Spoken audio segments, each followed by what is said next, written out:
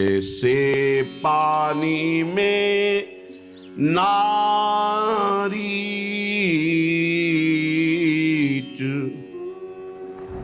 जैसे पानी में नारीच, माई ये बसीठ। प्रिया प्रीतम करुणा समुद्र,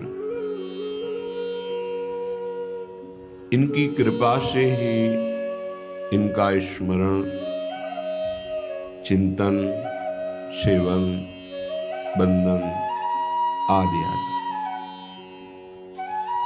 इनसे बढ़कर किसी को न मान ले।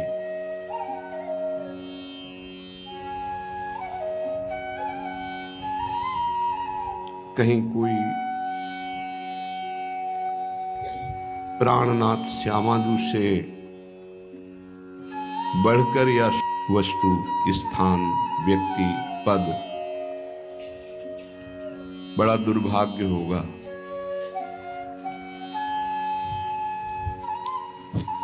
यदि प्राणनाथ के सिवा कहीं मन प्रियता कर लेगा तो जो अनंत जन्मों से हम भटकते हुए आए हैं वो भटकन नहीं मिटेगी। माया की ऐसी मलिनता है कि हृदय ये स्वीकार ही नहीं करता उसी प्रभु के समीप जाना है।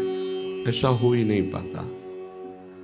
कोई बिरला ही ऐसा लक्ष्य हृदय में रख पाता है, नहीं तो भगवान की प्रचंड माया उस लक्ष्य में कोई लक्ष्य रख देती है। जैसे संपूर्ण चक्रवर्ती सम्राट पद का त्याग कर सुंदर सुशील पातिव्रत धर्म से युक्त रानियों का, पुत्रों का, प्रजा के प्रेम का त्याग करके गंडकी नदी के किनारे एकांत में प्रभु में चित्त जोड़ रहे हैं। अचानक माया एक घटना पैदा करती है। उस नवजात शिशु को, हिरण के बच्चे को पानी में बहते देखकर दयालु भरत जी उठा लेते हैं, उसका पोषण करते हैं। ये समझ में ही नहीं आता कि माया की कब चाल कहां से कैसे हमारे चित्त का अपहरण कर ले। उस मृग के बच्चे में इतनी ममता हो जाती है, भगवान का विस्मरण हो जाता है। कहां है मृग वो, कहीं कोई उसे क्षति न पहुंचा दे।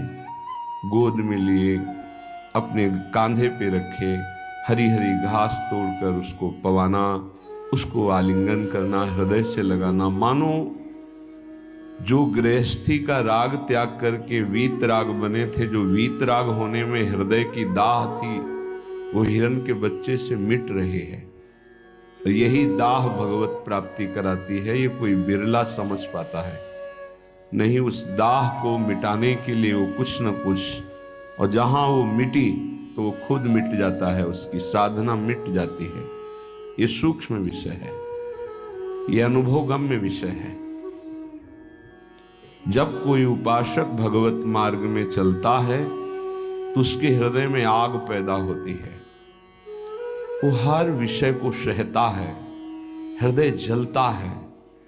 अगर वो विवेकी नहीं है तो माया उसी समय अवसर देखकर उसकी जलन को शांत करने के लिए अपनी कोई आसक्ति फेंकती है। शरीर की आसक्ति, शरीर भोग की आसक्ति, रसेंद्री के भोग की, विविध भोगों की। अगर उपासक कहीं आहा अब शांति मिली, बस गया, वहीं उसको आसक्ति में फंसा के परमार्थ के मार्ग को रोक देती है। जैसे कोई दौड़ रहा हो और उसे सांकल से बांध दिया जाए, ऐसे माया आसक्ति से बांध देती है। इतनी असावधानी हो गई भरत जी की कि अंतिम समय वो भगवान के चिंतन की जगह हिरण का चिंतन करते हुए शरीर छूटा। अगला जन्म हिरण का प्राप्त हुआ। तो अपने प्राणनाथ प्रभु की जगह किसी को नहीं देनी चाहिए। उपासक कैसे जानेगा कि प्रभु की जगह हमने दे दी है? यदि प्रभु का विस्मरण हो रहा है और जिस वस्तु व्यक्ति स्थान का स्मरण हो रहा है, आपने उसको प्रभु से भी बढ़कर स्थान दे दिया है। ये हृदय के चिंतन की बात करते हैं, अंतर्मुख होकर देखिएगा। ये बहिर्मुख बात नहीं है, अंतर्मुख बात है। यदि प्रभु के नाम रूप लीला धाम से हटाकर कोई रूप, कोई नाम, कोई वस्तु, कोई व्यक्ति, कोई स्थान आपके चित्त पर अधिकार कर रहा है तो सावधान, वो भगवान की माया आपको भुलावे में डालकर आराध्य देव से विमुख कर रही है। अपने इष्ट देव की जगह कभी किसी भी वस्तु, व्यक्ति, स्थान, पद, प्रतिष्ठा, लोक, लोकांतर क्यों नहीं देनी चाहिए। नहीं तो उपासक हाथ मलता रह जाएगा, परमार्थ अवरुद्ध हो जाएगा। परमार्थ बड़ा सूक्ष्म है। परमार्थ में चलने वाले उपासक को बहुत सावधानी की जरूरत है, क्योंकि चित्त द्रवित हो जाता है। द्रवित चित्त में जो भी संस्कार डालोगे बहुत जोर के होते हैं।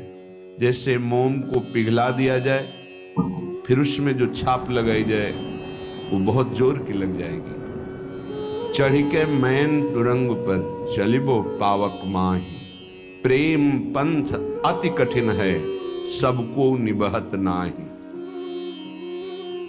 जैसे मोम के घोड़े पर बैठकर आग से निकलना हो तो कैसा खतरनाक खेल है, ऐसे द्रवित हृदय से विषयों को पार करना है। कोई भी आकर्षण, कोई भी व्यक्ति, वस्तु, स्थान अपना अधिकार बना सकता है हृदय में, क्योंकि द्रवित हृदय एक बार छाप लग गई तो द्रवित हृदय की छाप को मिटाना बहुत कठिन होता है। इसीलिए उपासक को जब वो असावधान होकर विषय में फंस जाता है तो बहुत ही आसक्त चित्त पाया जाता है, क्योंकि वो निर्मल द्रवित हृदय का सीधे हृदय से प्यार करता है, वस्तु से, व्यक्ति से, स्थान से। नहीं तो हिरन कोई प्यार की वस्तु जिस प्रेम के कारण अपनी रानियों का, पुत्रों का, राज्य का, समाज का त्याग कर दिया, उस प्रेम के आगे हिरन क्या चीज था। पर द्रवित हृदय, छाप लग गई, अगला जन्म हिरन का हुआ। द्रवित हृदय उपासक का होने लगता है। मलिन हृदय की छाप तो मिटाई जा सकती है, यह सूक्ष्म विषय है। विषयों में खेल रहा है, कोई भगवान से मतलब नहीं, तो जब जगेगा तो उसका हृदय साफ किया जा सकता है। जब ज्ञान होगा, उसको सत्संग मिलेगा तो सुधार बड़ी तीव्रता से हो जाएगा, यदि कुसंग ना हो तो। लेकिन यदि उपासक का हृदय आसक्त हो जाए तो बहुत ही उसमें विचित्रता पाई जाती है। जैसे द्रवित हृदय किसी रूप में फंस जाए, शरीर में फंस जाए, उसकी एक विलक्षणता होगी उपासक की। जैसे वो प्रभु की तरफ चला था वैसे ही विषयों में अनन्य होकर के चलने लगेगा। द्रवित हृदय बिल्वमंगल जी चिंतामणि में अत्यंत आसक्त, हटे, प्रभु में मन को लगाने की चेष्टा की, लगा, फिर वैसे ही एक नववधू को, फिर वैसे ही नवीन आसक्ति, अर्थात वो अभी हृदय से छाप मिटी नहीं थी। इसीलिए उन महापुरुष ने अपनी दोनों आंखों को ही विदा कर दिया। मेरे नाथ से तू फिर मुझे विमुख किया, अब संसार को देखूंगा ही नहीं। दोनों आंखें खोल ली। द्रवित हृदय अत्यंत आसक्त, ये विषयी पुरुष नहीं कर सकते ऐसी आसक्ति, वो विषय में भी ऐसी आसक्ति नहीं कर सकते जैसी उपासक आसक्ति करेगा। इसलिए बहुत सावधान, उपासना के मार्ग में अपने आराध्य देव की जगह किसी को नहीं देनी चाहिए। उनकी जगह कोई है ही नहीं, समान ही नहीं, तो बढ़कर क्या है। पर सही मानिए हम अपने आराध्य देव से बढ़कर किसी को स्थान दे देते हैं, वो चाहे कोई शरीर हो, वस्तु हो, स्थान हो, कुछ भी हो। इसका परिचय यही कि अपने आराध्य देव के स्मरण का महत्व नहीं रहा, स्मरण छूट रहा है, स्मरण छूट गया और तुम राजी हो। तद स्मरणेन परम व्याकुलतेत, इसका मतलब तुमने अपने आराध्य देव से बढ़कर कुछ मान लिया। बड़ी मलिन बुद्धि है, बड़ा मलिन मन है। इष्ट कृपा, गुरुदेव कृपा अवसर आता है मुक्त होने का। इंद्रियों को संयम में कर कर प्रेम समुद्र में डूबने का, पर धिक्कार है ऐसे मन को, ऐसी बुद्धि को जो पुनः मलिन भोगों में फंसा देती है, मलिन संसार के राग में फंसा देती है। विचार करो, कोई भी उपासक जब ग्रह त्याग करता है वास्तविक भगवत लक्ष्य करके, तो कितनी सामर्थ्य उसके हृदय में भगवान देते हैं कि माता के चरणों का राग, पिता के दुलार का राग, परिवार के राग को स्वाहा करके, शरीर के राग को पता नहीं भोजन मिलेगा कि नहीं, व्यवस्था होगी कि नहीं, कोई पीटेगा, अपमान करेगा तो सह लेंगे, हर कष्ट सह लेंगे, पर प्रभु को प्राप्त करेंगे। हृदय का लक्ष्य ये होता है हर उपासक के, जो ग्रह त्यागी होता है, जो वैराग्यवान होता है, जो भगवत मार्ग का निश्चय करने वाला होता है, इतना सुंदर दृढ़ संकल्प करने वाला, फिर किस वस्तु, व्यक्ति, स्थान का महत्व रखता है? किसी का नहीं। तो फिर क्यों आसक्त हो जाता है? बड़ी लंबी लंबी यात्रा करके भगवत मार्ग की, फिर किसी क्षुद्र विषय में विश्राम मानने लगता है, मनोरंजन करने लगता है। जहां दिन प्रतिदिन वैराग्य बढ़कर के उपरति की स्थिति में आना चाहिए, वहां वैराग्य घटकर राग की स्थिति में आ गया। किसी वस्तु, व्यक्ति, स्थान की प्रियता ने अधिकार कर लिया हृदय में। ये भारी विडंबना, माया का प्रबल आकर्षण। बड़े कृपा पात्र हैं, उनके चरणों की वंदना करता हूं जो उपासक अपने आराध्य देव की जगह किसी को नहीं देते, अपने आराध्य देव के समान किसी को नहीं समझते, अपने आराध्य देव के लिए सर्वस्व त्रिभुवन के पद भोगों का त्याग कर देते हैं। सतरति सतरति सा लोकाम तारयति, वो तर जाते हैं, वो लोगों को तार देते हैं। ऐसे महापुरुष बिरले होते हैं। भगवत कृपा से जो मार्ग मिला है वो वही मार्ग है। मम भक्ति युक्तो भुवनम पुनात, मेरी भक्ति से युक्त हृदय वाला संपूर्ण लोकों को पावन करने की सामर्थ्य रखता है।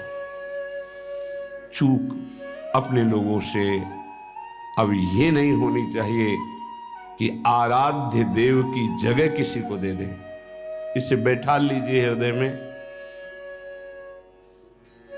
हृदय इतना ताला लगा के रखिए, सुरक्षित कि हृदय में आराध्य देव की जगह कोई ले ना पावे। विश्वास कीजिए, बहुत प्रचंड भगवान की माया है, उन्हीं की है, इसलिए वो इतनी समर्थ है कि उनके स्थान में किसी को भी बैठा सकती है। बहुत से नीच वृत्ति को, बहुत से नीच वृत्ति को, विश्वास कीजिए इस बात पर। अगर भगवान का आश्रय है तो साधु समागम मिलेगा और आपकी चूक का तत्काल सुधार होगा, तत्काल सुधार होगा। पर यदि अहंकार युक्त साधन रहा है तो लंबे समय तक तुम्हें जलना पड़ेगा। जब तक अहंकार गलित होकर आर्त भाव से पुकारोगे नहीं कि नाथ मुझे बचा लो,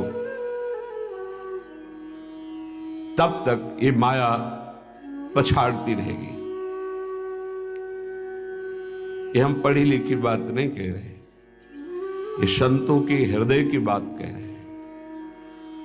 ये साधकों के हृदय की बात कह रहे हैं, जो हृदय में चिंतन हुआ उसकी बात कर रहे हैं।